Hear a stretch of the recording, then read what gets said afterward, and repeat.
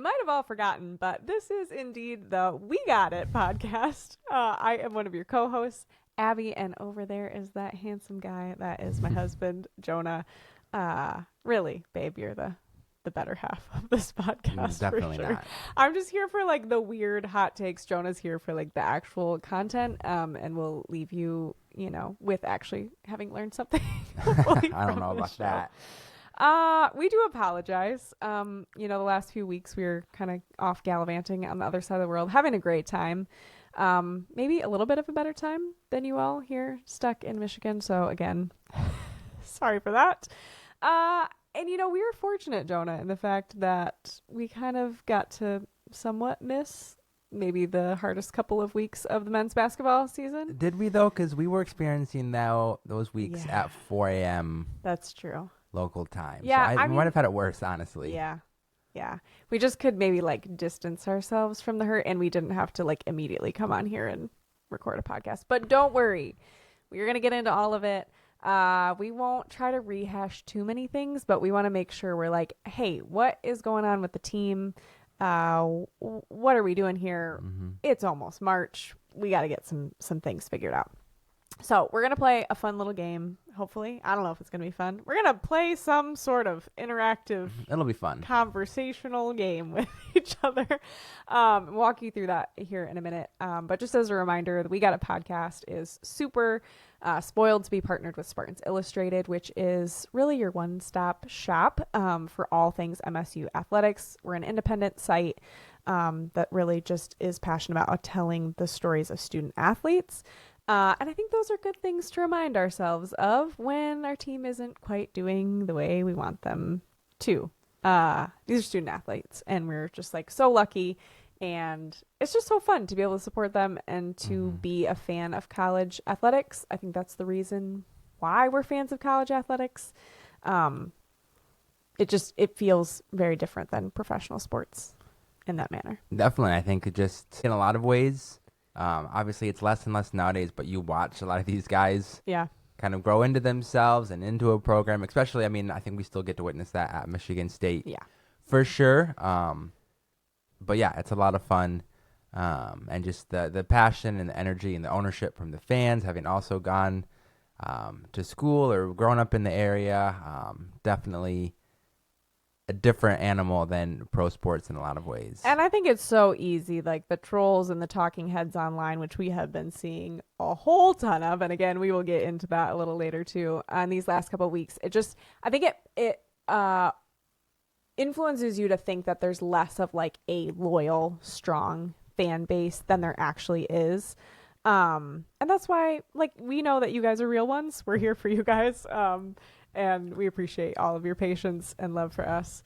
Not to be cryptic, we were in Ethiopia visiting family for a couple weeks, and I just had a great time. Jonah is not kidding. The morning after we flew in, like, so jet lagged. I am so tired, barely keeping my eyes open. We woke up at 4 a.m. for that U of M game. So, maybe we're real ones too. I will be honest. I did not wake up fully for the Minnesota game. That one was at 2 a.m. So maybe you can cut me a little bit of slack here. You did indeed, Jonah, wake up for most of that game, which go you. I woke up, looked at the score, went, and tried to go back to sleep. And then, we were both laying sick with some sort of lovely, food, waterborne illness towards the end of our trip, and got to watch the game cast of the Illinois game because our Wi-Fi just, we could not stream anything where we were. So, we went through it in a way as well. Some high highs, some low lows. And we aren't the only ones. The MSU men's basketball team, sorry, I'm all over the place. But for those of you who are new to the We Got It podcast, we're a husband and wife. We just love yapping about MSU athletics. You and I personally enjoy and know the most about basketball and football, specifically men's basketball. So that's the majority of what we're going to talk about while you're hanging out here with us. But we really are getting behind, and I think that's been one of the fun things of this podcast has been learning more about other sports. You and I have been really getting into ice hockey, being able to just really get behind women's sports and that's been a super cool aspect, I think, of starting this podcast with you too. But really, we're just here to, like I said, help kind of tell the stories of student athletes and just kind of like put that back where it belongs. So anyway, if you're new here, you're going to hear us talking about men's basketball and football probably the most, but we've got some other updates coming for you too. So we're going to get into it. Like I said, there has been a lot that has happened in MSU basketball in the last couple of weeks. We're going to start off by playing this little like sort of game. I don't know what else to call it. Yeah, I think it's a game, and I think with the like rocky last couple of weeks for basketball, I think it's a good way to kind of not necessarily reframe the season, but maybe like reset expectations going. It's like a pulse check. Yeah, a pulse check on kind of how things have gone and kind of where we maybe see this team going to finish the season. Yeah, and like subjective things. You're probably a little more objective than I am, or at least like analytical. I'm just like, I feel this way.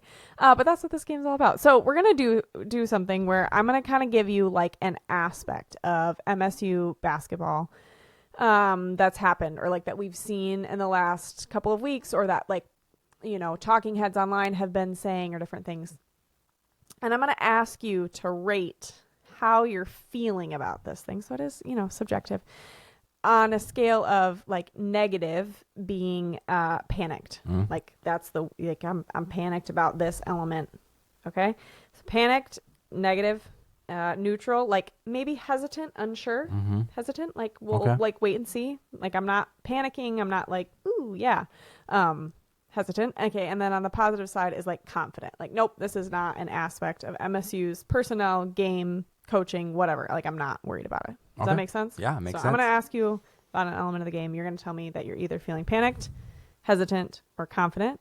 And, you know, I can't ever let you have just your own opinion, so I'm sure I'm going to be weighing in on some of these. No, we need both of us. Okay, so maybe the best place to start recapping these last couple of weeks is the fact that, you know, after going, 19 and 1? 19 and 2. 19 and 2? Yep. Yeah, after the Nebraska game.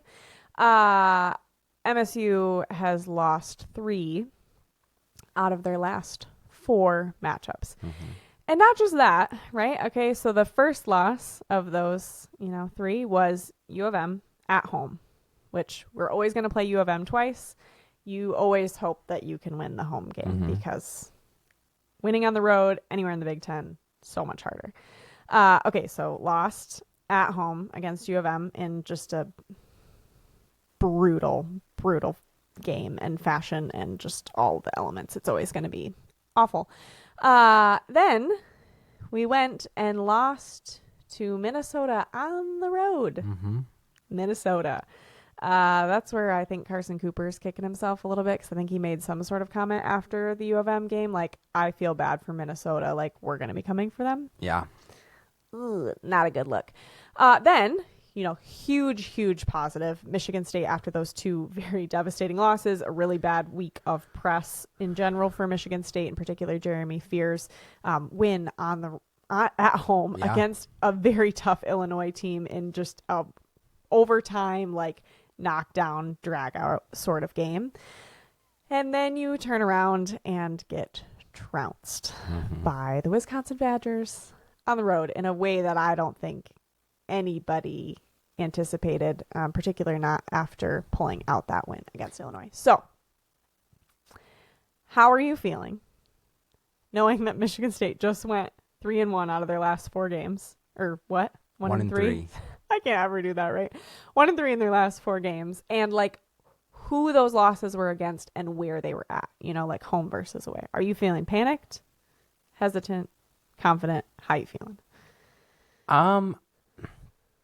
I mean, this kind of stretch for Michigan State is not unheard of. Last year, they lost 3 of 4, both West Coast games, and then had a kind of similar to the Wisconsin game, a big win against Oregon, and then lost at home to Indiana. So, like, these kind of, like, February lulls are, like... I was just going to ask, was that in February last year? Yeah, it was in February. Okay. But at the same time, like, Michigan State was still somewhat in the Big Ten title race. Right. At that point last year, I think they had a little bit more answers as far as who they were. And now this year, I think they're definitely out of the Big Ten title race. And I think regular there's season title, more questions about this team's ability to improve and kind of play at their ceiling. You're giving a really political answer over there. I panicked, hesitant, confident. You got to give me the rating first and then explain why. Maybe I should have, I'll say laid down the hesitant law a little bit better. Okay. Because I mean, obviously I'm not confident, and I think we've seen Michigan State turn their season around after stretches that are similar. So I'm not panicked, but there are definitely areas of concern that are making me hesitant. Yeah, I think I would agree, because I think it's just so easy to have like an overreaction to a poor stretch like this. And I think I'm really glad that you brought that up, because I know we had those 3 losses last year, but it's interesting that they came in February again. And you think about, like, we had such a brutal in the sense of like how many games we played in January.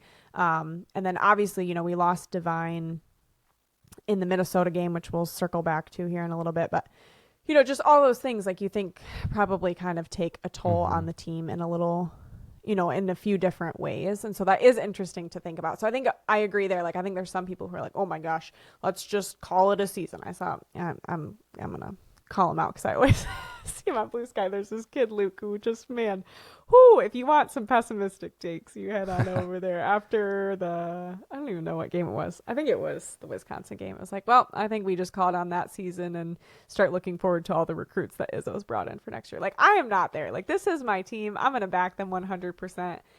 It's Izzo. March is coming up in a couple weeks. Like, there is so much that can still happen. And that actually makes me think of, we've got a fun Spartan Seminar segment coming up for you guys, which I'm sorry about that. That's one other thing I want to apologize. I think that's like one of my favorite parts of this podcast. And I think one of the parts that makes it like the most unique, like why listen to our podcast. We're just like a couple of yappers who have weird opinions about Michigan State sports. But like, really our goal is to try to help everybody who is a Michigan State fan feel like a Michigan State fan, whether you know the X's and O's of every single type of ball screen and pick and roll. I don't like any basketball play, or you're someone who's like, I'm sorry, what's defense? What's offense? I don't know what the goaltending is. Like, we're here for you.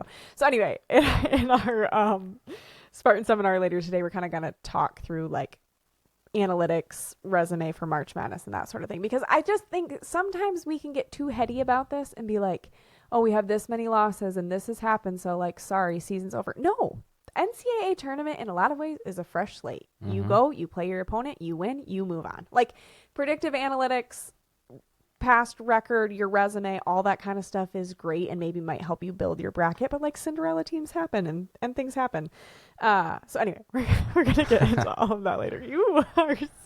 Thanks for being patient with me. I'm on a lot of rabbit trails.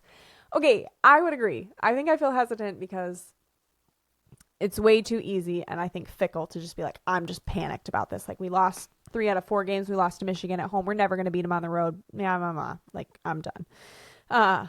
I'm not going to do that. As much as I want to protect my heart and just be like, we're just going to suck and yada, yada, like I was in football season. I'm calling myself out there.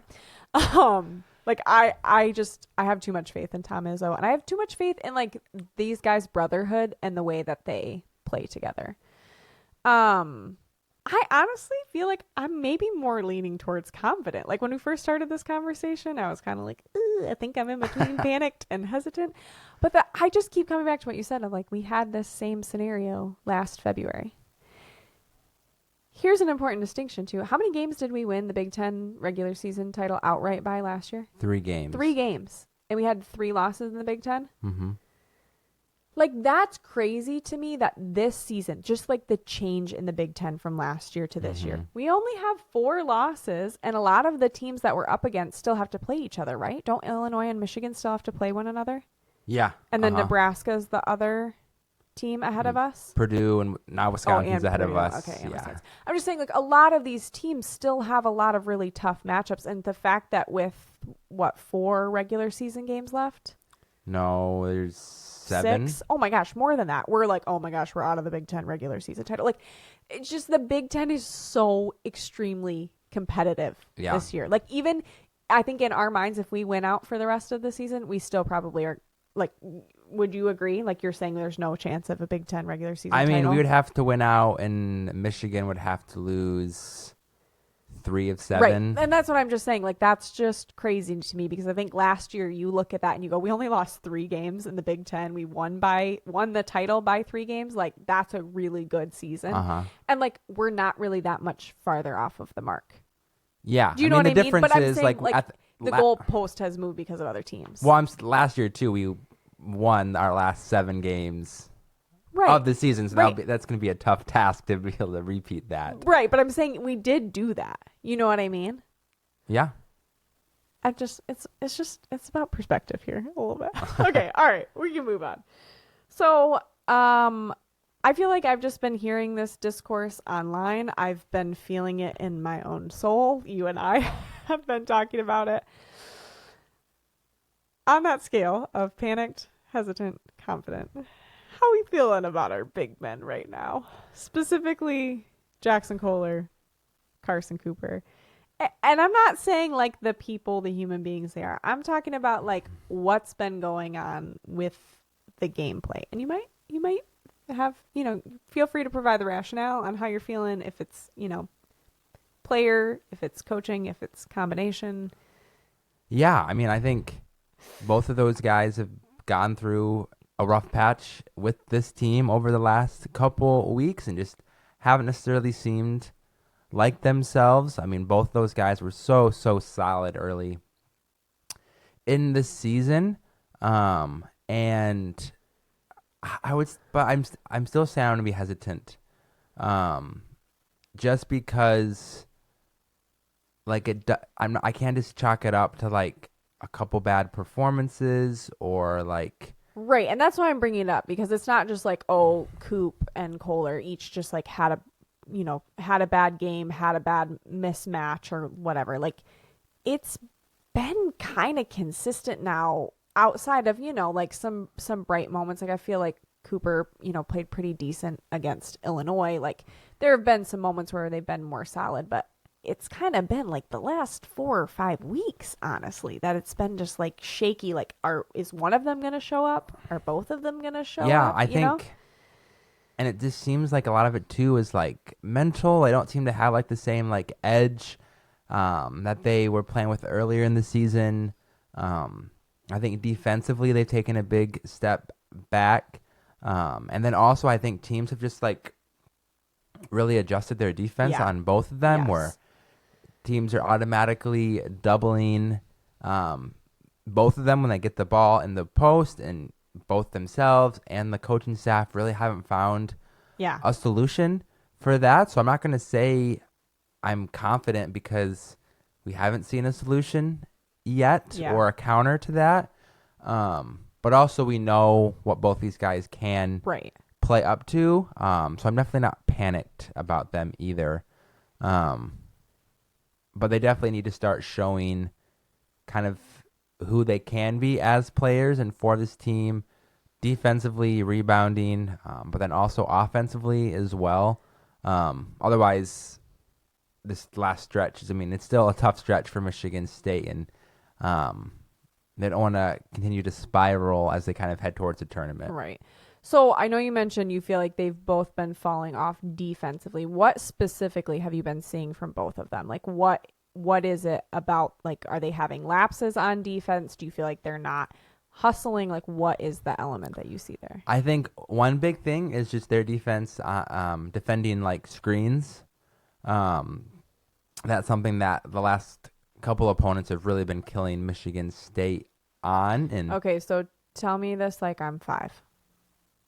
So you're saying when there's a screen set by the opposing team, like picking up the guy that's rolling, like the guy who set the screen? Well, or I mean, the person who's coming off of it. You're just saying in general. In general, we haven't been able to switch and like pick up the right guy. Because they're going to have different strategies depending on who is involved in that play, whether they're going to be switching or trying to fight through the screen or hedging the screen. And I think just overall, it's been pretty weak, which is allowing a lot of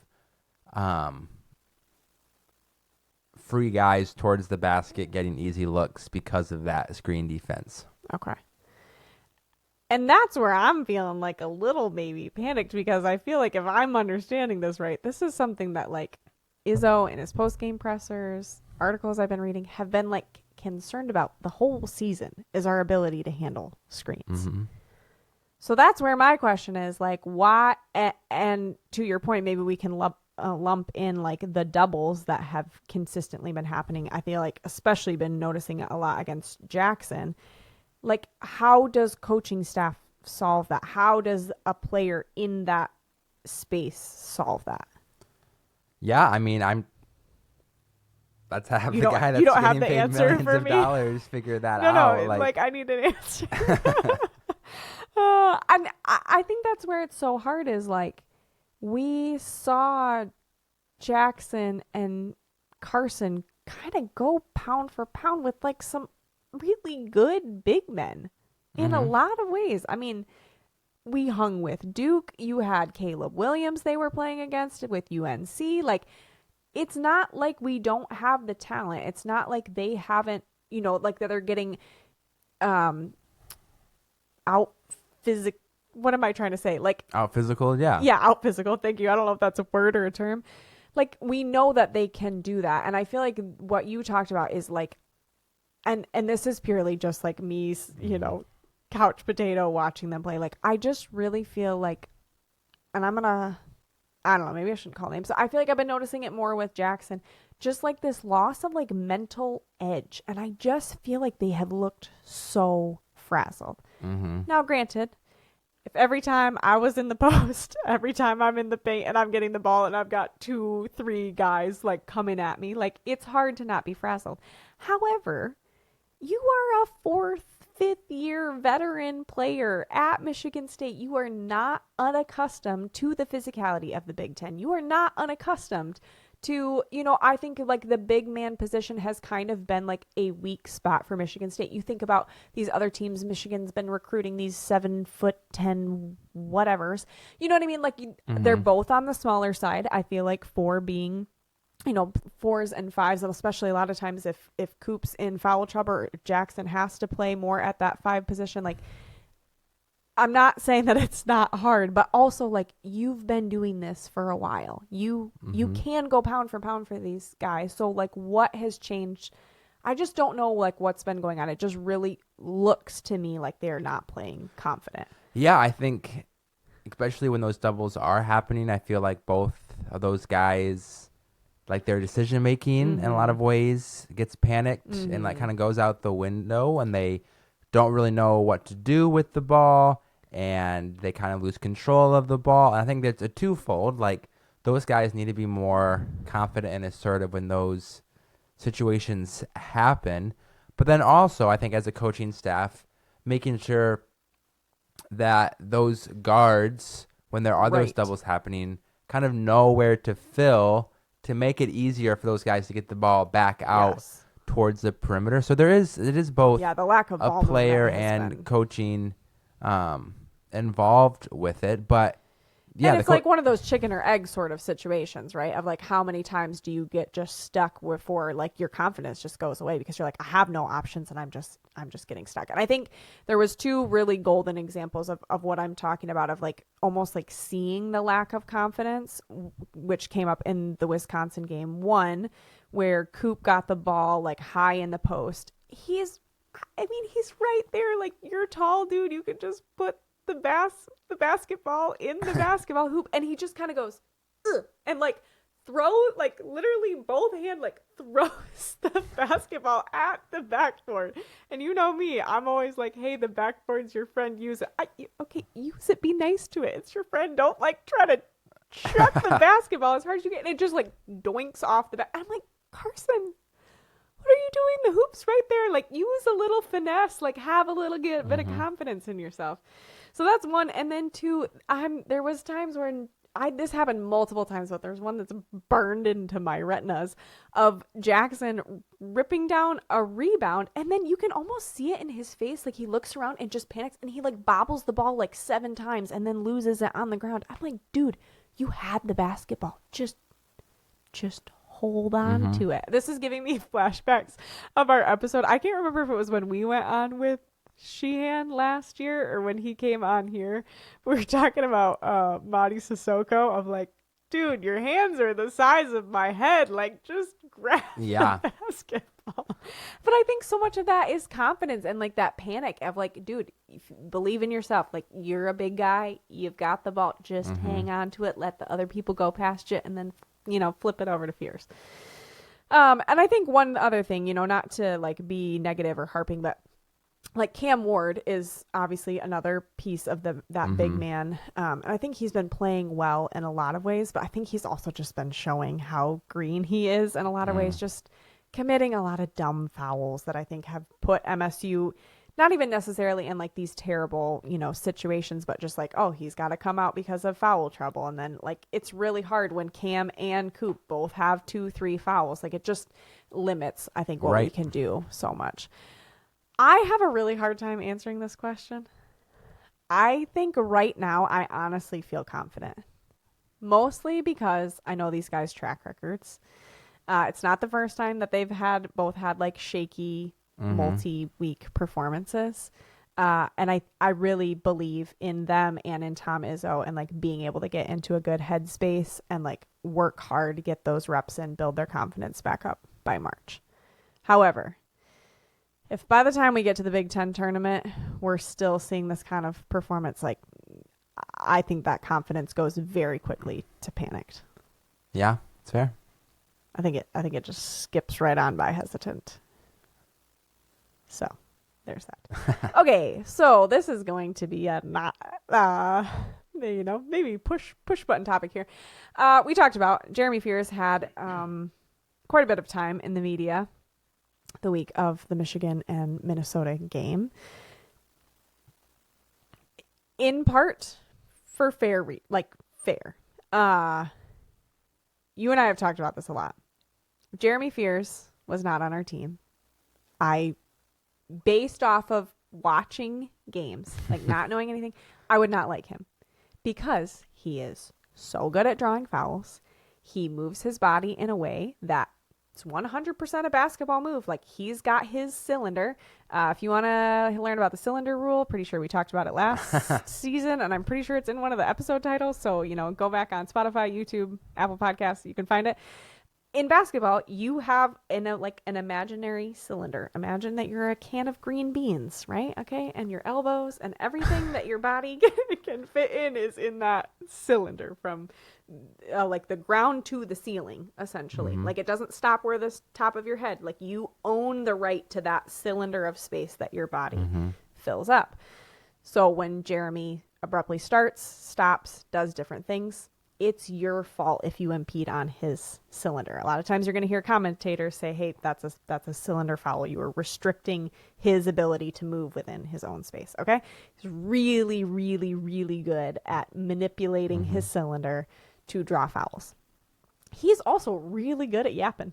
You watch him, he's just over there. He's just chatting guys' ears off. Again, if I was a player, if Jeremy wasn't on my team for those reasons alone, even though they are totally fair, I'm like, as an MSU fan, I'm like, heck yeah, Jeremy. Like, you use every single one of those, talents that you have, because that's part of the game. Like, you watch an NFL game, those guys are yapping at each other. You hear them mic'd up. They're always saying crazy stuff. Like, I think people just demonize that part of the game so much, but I think Jeremy is he's out there playing mind games. However, I think everyone agrees. I think Jeremy would probably agree. I think coaching staff would probably agree. Like, what he did during the Minnesota game, specifically like kicking a player in between the legs after the foul was already called. I don't know if it was earlier in the game or later in the game. There's a couple instances where it looks like he is like very obviously trying to trip someone up. Like, those are not basketball moves. Jeremy knows that. We all know that. I'm not providing excuses, but I am also saying, like, he's a, 20-year-old kid in these extremely emotional, charged situations. You do stupid things. You regret them. You feel terrible for them. Like, it's just, it happens. I just think it's gotten blown totally out of proportion. And anybody who's not a Michigan State fan is going to be like, that's what a Michigan State fan says. Your player's dirty, yada, yada. I don't care. You know, again, you guys are real ones. You know why you're here. Okay. So anyway, all that to say, like, and then I think there were some, like, things people were throwing around from the Michigan game too, right? I mean, that's when it had started, is the Michigan game. Yeah, he had very clearly tripped. Okay. I don't think I saw that. Who did he trip? I think it was Yaxel. Okay. So, you know, again, also, I'm not excusing it. I'm just saying, like, think about this is a 20-year-old kid playing in a rivalry game. Like, just, you know, I think people who will just, like, demonize someone for a snap, like, error in judgment, just maybe not great. Maybe look at your own life and think of times when you've, like, been hot-headed or done things that you shouldn't do, and you probably didn't have, like, 10,000 people in person plus how many hundreds of thousands more on television, like, watching you do that thing. You know what I mean? Okay. How are you feeling, given all of that, about Jeremy's ability to lead well, and about Jeremy's, like, attitude and self? Confident. Yeah. Like you said, like, we all know that those plays were dumb and shouldn't be a part of his game. It's also not like he's been tripping guys every single game for his whole career. Like, it has been a couple game stretch that needs to get fixed, and I said that in the moment, like, he needs to figure it out and be making better decisions. But yeah, I'm confident that he will. And I think it already is. And, like, part of me hates bringing this conversation back up because in some ways I just kind of feel like it's, like, done and dusted. And especially, I think Tom Izzo, somebody tried to ask him about it all after the Illinois game or something. And Tom was just basically said, like, this is taken care of. If you ask me another question related to this, I will not answer it. Like Tom takes care of his guys. You just look back at him, like, you look at the standard to which he holds his players, the way that he loves them, the way that he cares for them. I mean, he talks countless times you can hear him talking about how much more he cares about, like, the people that his players develop into, whether or not they were actually good, like, basketball players or not. And I think too, you just have to look at Jeremy as, like, a whole person. And again, this is something the internet trolls are never going to do. They're just going to keep spewing, like, little brother and you have a dirty player and he's like Grayson Allen, which I have so many arguments about that, but I will keep them inside for now for the sake of time. But yeah, I feel 100% confident in him too. Like, again, I think back about poor judgment calls that I have made, and whew. Okay, here's my other thing. I'm going to keep this, I think, short. Okay, maybe, like, the kicking episode aside, I feel like if you took, I don't know, any other Big Ten, any other, you know, Power 4, point guard, star player, whatever you want to, and put them under the microscope that Jeremy has been put under, like, especially the whole Illinois thing with, like, reviewing that trip. And you know, mad props to Illinois' coach afterwards coming out and being like, nope, the refs reviewed it. That was absolutely the right call. Like, you know, it's his job to kind of challenge those things and figure those things out. But, like, I really respected that he went about it in that way. Very different than how Dusty May went about it in the week after the Michigan game. Like, continuing to bring that up in a later presser was just so unprofessional. I have so many feelings about Dusty May. When he's, you know, built a program, maybe then he can start firing shots at MSU players and coaches, but whatever. I'm just saying, like, if you took another player and put them under the same level of scrutiny and hyper analyzed every single movement their body makes, every time they stop quickly, every time they bump into someone, like, I feel like you could paint the same portrait of, like, any other player or like a star player or somebody who, plays very passionately, who plays really aggressively, especially in the Big Ten. Like, it is a physical game. And Jeremy also gets, beat up a lot. And frankly, like, I played non-competitive girls high school soccer, and like there were times where I got pushed around and I'm like ready to come out swinging. Like I'm mad. Like, you're bothering. You know what I mean? Like, I think people just No, yeah, it definitely was something that needed to be addressed, but the level that it was blown up to was unnecessary. Yeah, ridiculous. Sorry, we're probably contributing to that in some ways, but also no. And like, gosh, yeah, I'm so impressed by Fears. I'm gonna end this on a little bit of a positive note. After the Illinois game, I don't know if you know this, he is the first MSU. Well, okay, I saw Magic tweet this, so hopefully Magic is correct. He's the first MSU player to have more than 15 or more assists in a game multiple times. Yeah, I think that's correct. Crazy. He's crazy. Okay, and here's my other thing is people, I think, want to detract from his success by bringing all of this. This crap maybe. Up. That's my thought. All right, moving on here. So, related to maybe like the increased pressure that's been on Jeremy these last couple of games, how are we feeling about Divine's season-ending injury? I mean, I know how I'm feeling about that. But like what that means for the backcourt, what that means for our point guard and guard positions and the rotation. How are you feeling? Are you feeling panicked? Feeling hesitant? Are you feeling confident? I'm feeling hesitant. I think with Jordan Scott now starting at the 2, like you have a solid rotation with Scott and Tang at the 2. I think. Yeah. Obviously you're still gonna get some Denham spot minutes, but you're already getting Denham spot minutes. Yeah. They weren't Divine, like totally gone. Even when we had Divine like starting at the 2, subbing out before Fears, coming back in. Like, we were still getting a few. Right. I don't think I can call them garbage minutes, but call them what you want. You're still getting some minutes. But I think it's going to put some more strain on Jeremy. Just like, obviously you saw against Illinois, he played like 43 minutes, and I think that can affect other aspects of his game. But like, the schedules kind of starts spreading out a little bit more up and like until like tournament time starts. So like, I don't know. Like, I think it's definitely a significant loss, but I don't know if I'm panicking over it. Yeah. Panic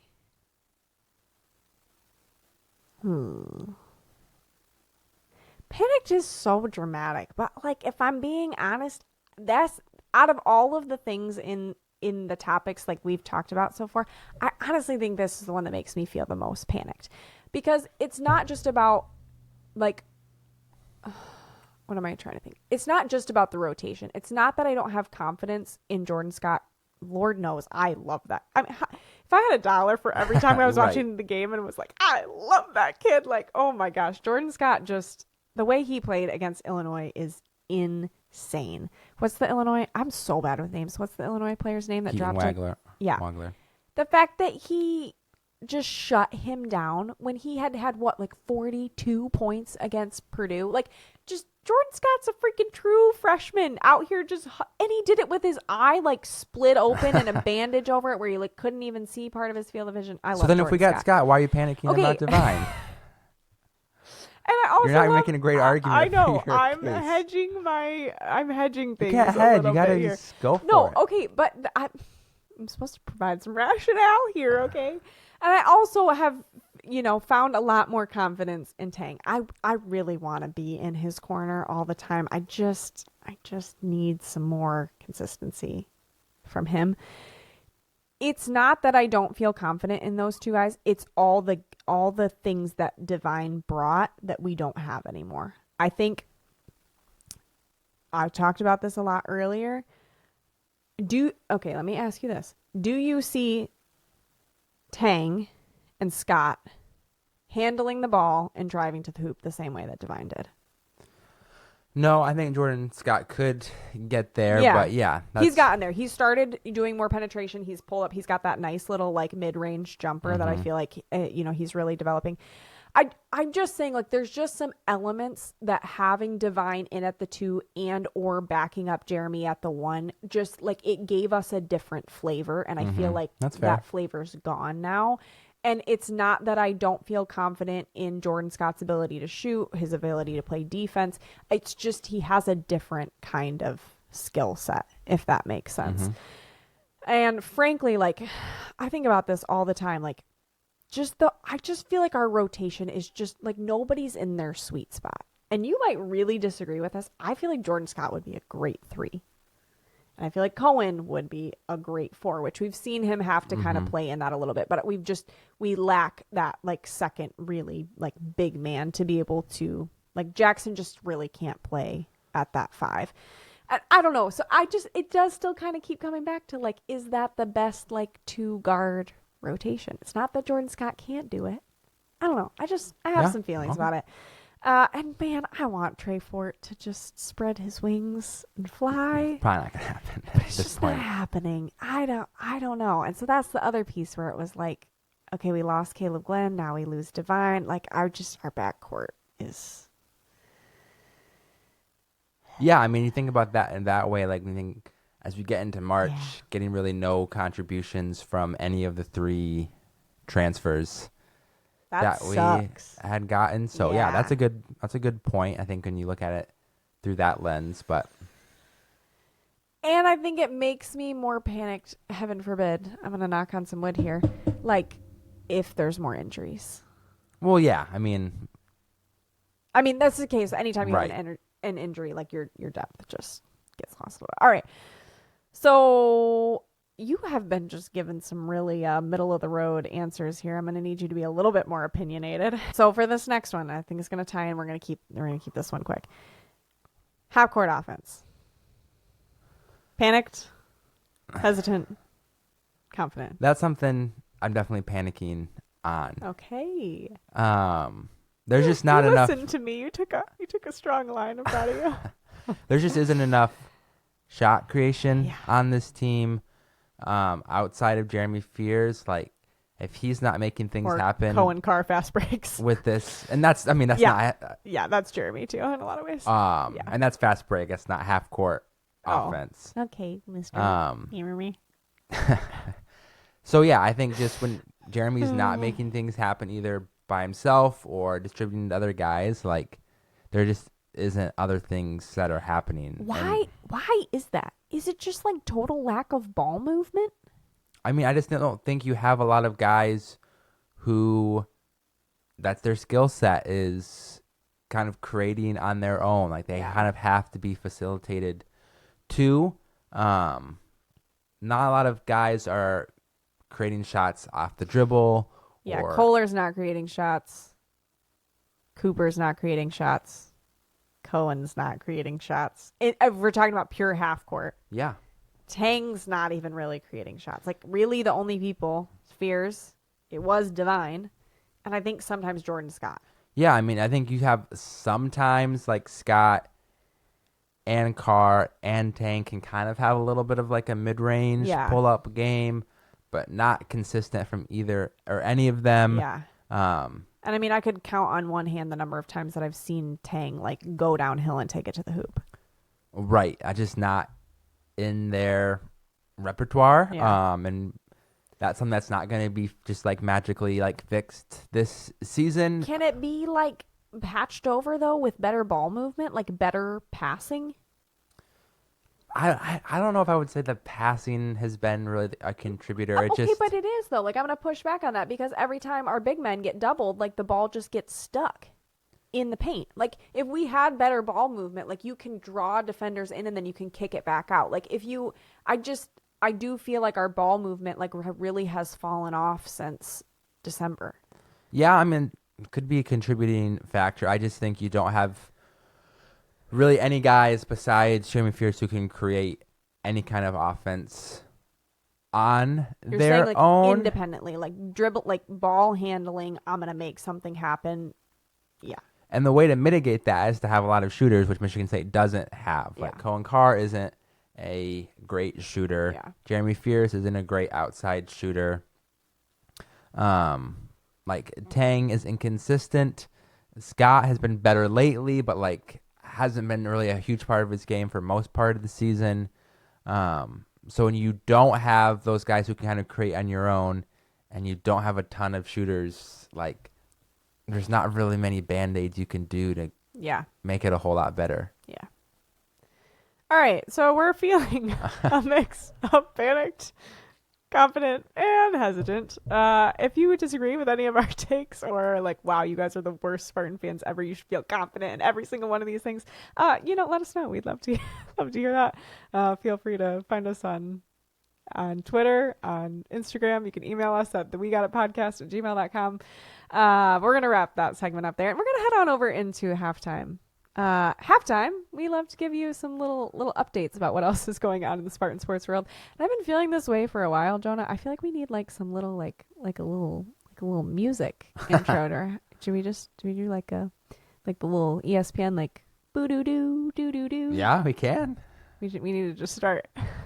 I don't know if I could ever get you to do that with me. Just a little ad-lib, like boopity doo doo ba ba. Okay, that's our new halftime intro. It's halftime. There's lots of other great Spartan athletics happening over there. And Jonah, I have everything written down, so I'm just gonna fly through this. Take it away. So here's the thing. I was thinking about halftime. I'm like, wow, our halftime updates are kind of lame. Like I don't always really know what I'm talking about.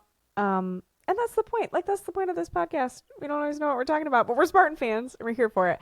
We really want our halftime updates to just be like, hey, I know that hockey won this week. I know that women's gymnastics is, playing Northwestern this week. We're doing that. Okay, so your women's gymnastics team just won a tri-meet against number 24 Maryland and Western Michigan. Set 2 of their season highs in the events of bars and floor. And even though they are 5-4 overall and 3-2 in the Big Ten, they just won their last 3 conference meets. So girls are chugging along. Super impressed by them. Keep showing up to support your women's gymnastics team. The hockey team is kind of on like an Olympic break right now. Well, they just had a bye week, but it happens to coincide with the Olympics that are happening right now. But before that, Michigan State played their rivals. Michigan once again split that series, but because it went to overtime one night, they ended up picking up the extra point, so they won the weekend. And with that, are now back in number 1 spot, not only in the Big Ten but in the country. Which, if you're number 1 in the Big Ten, you're usually. Yeah, and technically they're now not in first place in the Big Ten because Michigan did play this weekend, so they got the points back, but Michigan will have a bye at the end of the year, and Michigan State won't. Yeah. They still control their own destiny, and they're still ranked number 1 in the country. Okay, number 1 in the country. As of when they beat Michigan, they were number 1 in the Big Ten, too. I just purely having more points because you've had more opportunities. I don't think that's dumb. You know what I mean? Well, I mean, it's going to even out at the same. Right, but I'm saying right now, they're ahead because they've played more games. Anyway, silliness. Your hockey team is 22-6 on the season. And then last but not least, women's basketball also been having a time. It's really weird, I feel like, which, I mean, maybe it makes sense, just the way the schedule goes and stuff, but they seem to be men's and women's teams, kind of like whatever one does, the other one does. They have lost 4 out of 5 in February. They really just recently got trounced by Michigan on the road. But you know what? It's okay because we still love our Spartan teams. And the women's team takes on Northwestern Wednesday night, February 18th at 6:30. So for any Lansing, you should go. Be part of the boom. And if not, you can always watch from home and continue to support the women. Love it. Thanks for the updates. One last thing, football. It's kind of like a dead period right now. Mm-hmm. Like nothing's really happening. But spring practice starts St. Patrick's Day, March 17th. They will be able to have 15 practices. Sounds like the plan is to do 3 practices a week for 5 weeks, Tuesday, Thursday, Saturday. I'm very sad because Pat Fitzgerald pretty much all but announced at presser on National Signing Day that the green and white game will not be coming back. I was really hoping for that. I get it. You don't I don't know, like that counts as one of your practices. You're trying to maximize things as much as possible. You don't want other people seeing your moves. I was kind of hoping, since they took away like that spring transfer portal thing, that maybe they would bring it back, because there'd be like less risk of people like seeing your players and then trying to snatch them out of the portal. But on a maybe positive note, depending on what it ends up being, they're planning some sort of like fan fest. I'm assuming it's similar to like MSU Madness, or like what used to be Midnight Madness for basketball. So maybe like still a fun time this spring to be able to see the football team and, I don't know, be a Spartan fan. And then the only other really like update, which isn't really an update, National Signing Day was February 4. Michigan State did finally like officially pick up or sign Samson, what's his name? Samson Gash, yeah. Samson Gash, my writing is not good. Who had initially committed under Jonathan Smith, and then, you know, when he left, it was kind of like up in the air. Way to go. Way to lock that down, Fitz. We're proud of you. We'll see if you can do anything. He's a 4-star wide receiver. Yep. Out of somewhere. Out of Detroit. Yeah, and his older brother, Caleb Gash, is on the team. Go Courtney Hawkins. Okay, this is the end of halftime. Boop, boop, ba-doop, boop. Boop, boop. Okay. Spartan Seminar. So this is a time. Wow, I'm just yapping. Do you want to introduce Spartan Seminar? Yeah, Why don't you go for it? So yeah, like Abby kind of already mentioned earlier, this is just a part of our episodes where we like to be able to kind of teach some aspect of either football or basketball, just to make sure that you guys feel confident and comfortable when you kind of walk into these conversations with other Spartan fans, with other sports fans in general. And just for your own knowledge too, so you feel like confident watching a game and knowing what's going on, or filling out your bracket in March. Yeah, so obviously with kind of college basketball season really ramping into that kind of the home stretch to March, on TV broadcasts, online, you're hearing a lot of conversations about... Good Lord, March is like not even 2 weeks away. Yeah. It's coming heavens. Okay, this is good we're having this conversation, because I know nothing. I don't know how I'm supposed to fill out a bracket in like a month. Well, this is not going to help you fill out a bracket, really. Seriously? Not You're really. not going to like help me win the ESPN jackpot? But hopefully, as you guys watch broadcasts or online and hearing things about projected brackets and seeding and metrics and all this kind of different language, this kind of conversation will maybe help you understand what those words mean, what those ratings mean, or what they're referring to. So we're going to dive into kind of those metrics, their categories, and these aren't just like generic metrics. Like, these are the actual metrics and rating systems that the NCAA selection committee looks at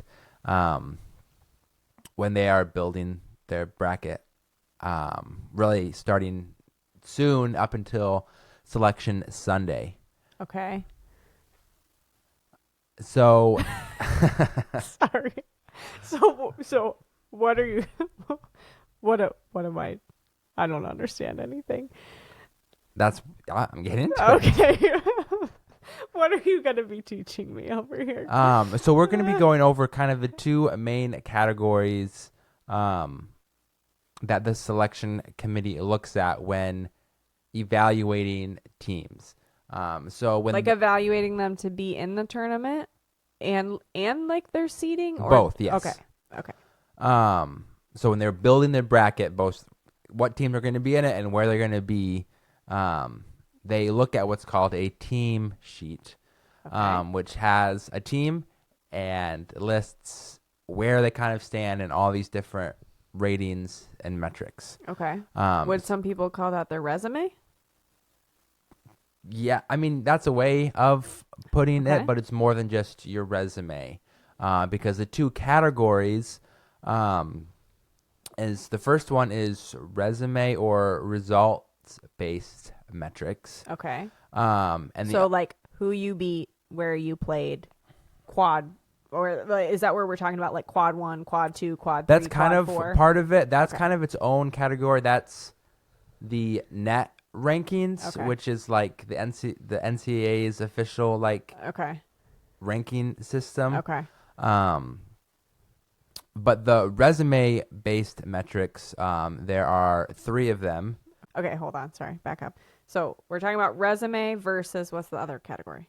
Just so I can frame it in my brain. Yeah, so we have resume metrics, our result-based metrics, and then we have predictive metrics. Okay. So basically saying, here's what would happen if these 2 teams were to face each other on X location. Okay, so let's start with resume because my brain understands that more. Some of this is coming back to me from our episode with Anthony, the real Shardy, last season. So, I mean, maybe after this one, go listen to that one. Because we talked about a lot about like predictive analytics with him. But the resume or results based, like that's something I feel like I understand more. It's like physically, like you beat this team at this location, right? Yeah, so that's where all these rating systems basically in some way quantify the results of your season up to this point. The resume-based ones. Yes. Okay. So you have the 3 resume-based metrics you have are wins above bubble. Okay. KPI, and then strength of record. Okay. Can I try? Sure. Can I try? Okay, the wins above bubble. The bubble are like those, so there's 68 teams, right, in the tournament. Mm-hmm. The bubble is determined as like those last few teams in or out. That get at-large bids, yes. So non-tournament champion people. Mm-hmm. Like, okay, so how many tournament slots are there out of those 68 teams? Like at-large bids? Non-at-large bids. Like how many conference tournament champions are there? Yeah. I think it's like 30 some. Okay, so you really only have like 60 or 34 or some like mid-30s at-large bids. Yes. Okay, so you're saying wins above bubble are wins against teams who would be above that like 30, mid-35, let's just say 35, like cutoff. So basically, right? What wins above bubble is saying, and I think we do this every year. I think I understand it, and then I never have it right. This is why we're doing this. Comparing your results versus what a team on the bubble would do with your schedule. Okay, so it's not how many times you beat that kind of team. It's like, okay, a mid-average at-large team, if they played the same schedule that you did, would have 15 wins. And you have 20. So you're performing that much higher versus maybe, I don't know, Creighton would have 16. Right. wins. So how it quantifies each specific game. So if the average bubble team would have a 20% chance of beating Illinois. Okay. Either at home or on the road, and Michigan State wins, basically Michigan State would get 0.8 added to their wins above bubble because their chance of winning was 100%, and it's the difference between what a bubble team's chance of winning would be. Essentially, yeah. All right, we need to move on from that because my brain's going to break if I think about it too long. Strength of record is basically just saying, like, quantifying your wins and your losses because based on who you played, where they're at. Being 25, not everyone can be a dog like Tom Izzo and schedule Arkansas, UNC, Kentucky, and Duke in your non-conference. Right, because like Miami of Ohio out of the MAC, they're 25-0. Yeah. But their strength of record isn't going to be as high as a team like Michigan State, who's 20-5, or anyone in a Power competition conference. Yeah.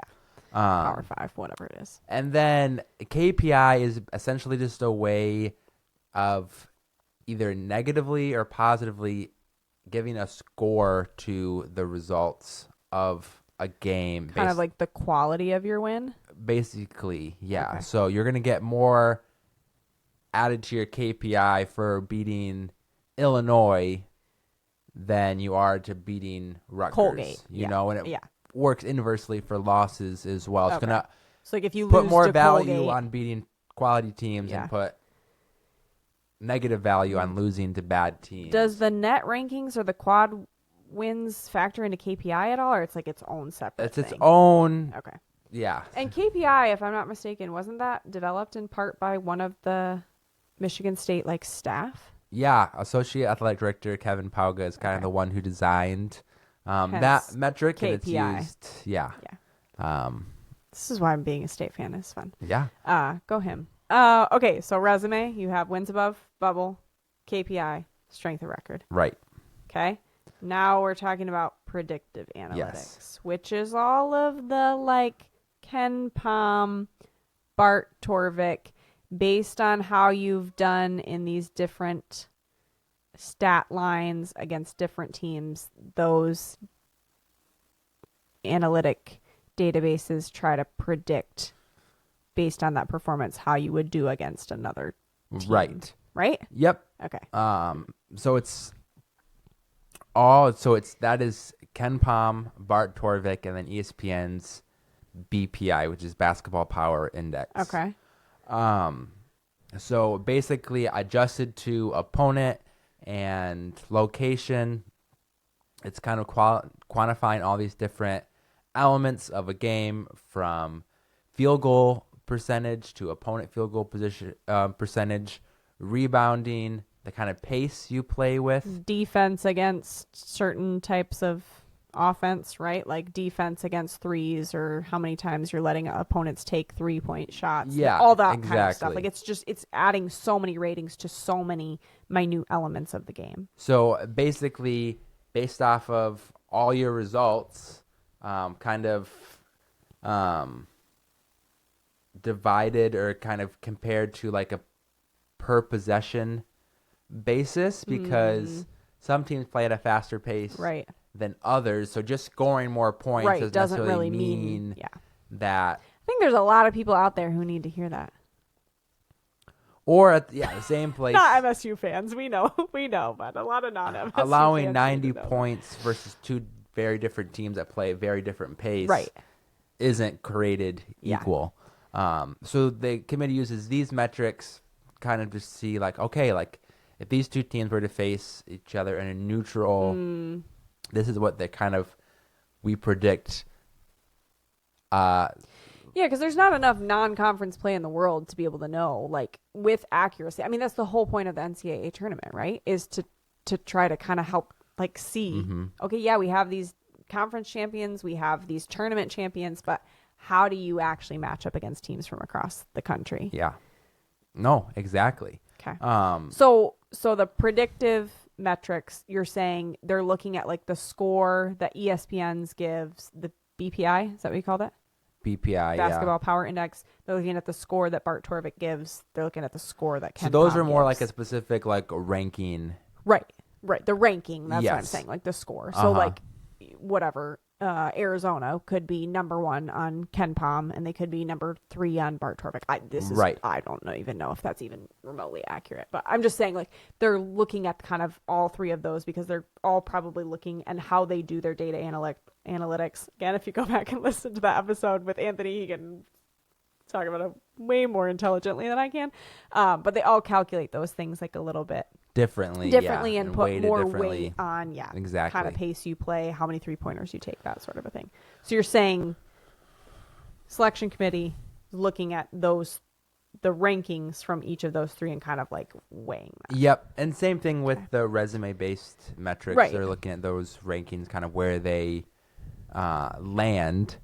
So for Michigan State specifically, we can kind of look at where they land in these different metrics compared to other teams in the country and kind of get a glimpse of like where Michigan State might be seated if the season were to end today. Okay, so you're saying like if tournament selection committee was making the bracket today, this is where Michigan State would be. Exactly. I don't know if I want to know this. Do I want to know this? I mean, all right, it just depends on your perspective. Come on. So right now, Michigan State and the resume based metrics. Okay. Their average ranking in the country is 16.7.